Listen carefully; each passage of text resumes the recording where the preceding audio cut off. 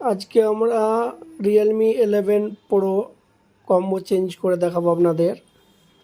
প্রথমে ব্যাক প্লেনটা খুলে নেব সুন্দরভাবে, যেহেতু কোম্পানির সেটিং একটু সময় লাগবে, ধীরে স্থিরে খুলতে হবে। তারপরে আমরা ব্যাক প্লেন খুলে নিয়েছি, টাইম কমের জন্য শর্টকাটে আপনাদের দেখানো হচ্ছে।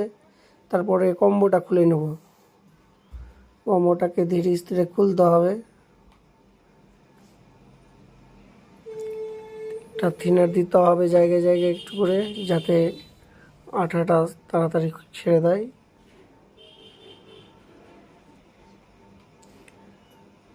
দেখতেই পাচ্ছেন,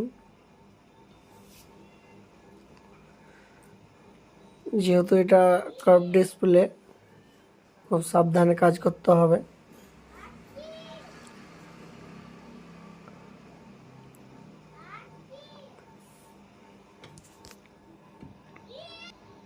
চারিদিকটা সুন্দরভাবে খোলার পর কাজ শেষের দিকে আমাদের ড্যামেজ যেটা কম্বো ওটা খুলে নেওয়া হলো। দেখতে পাচ্ছেন এটা আপনার খারাপ হয়ে গিয়েছে। এবার আমরা ফ্রেশ করে নেব, তারপরে সুন্দরভাবে আঠা লাগিয়ে নেব চারিদিকে।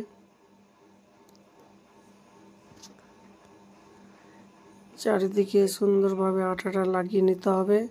এখানে যেহেতু সাইলেন্সার আছে, এখানে ধ্যান রাখতে হবে যাতে সাইলেন্সারের উপরে আঠা না পড়ে। হয়ে গেল আমাদের কাজ। এবার আমরা ডিসপ্লেটা ফিট করে দেব। ডিসপ্লে লাগানো হয়ে গেল, দেখতে পাচ্ছেন।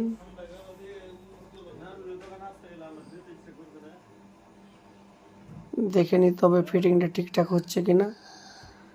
তারপরে রাবার লাগিয়ে দেব কিছুক্ষণের জন্য।